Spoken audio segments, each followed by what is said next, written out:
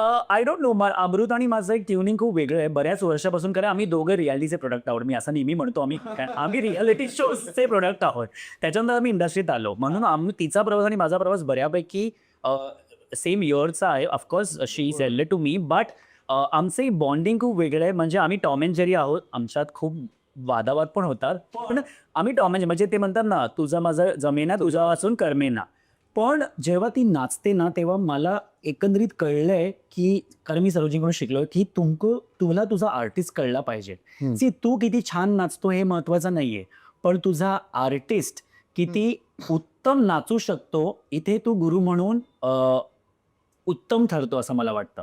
आणि अमृता आणि माझं खरंच एक अनब्रेकेबल बॉन्ड आहे कुठेतरी. आणि म्हणून ते बाईगमध्ये दिसतं. कारण की बाईगमध्ये पण Amrita is been never seen before. म्हणजे जी मुलगी थै थै थै नाचते, हं. पण बाईगमध्ये एक तिची नजर येणं, मग ते कॅमेरा अँगल्स जे आम्ही शूट केलं, मला वाटतं त्या गाण्यामुळेच कदाचित मला हिरामंडी सुद्धा हो, हो, मिळाला हो. होता.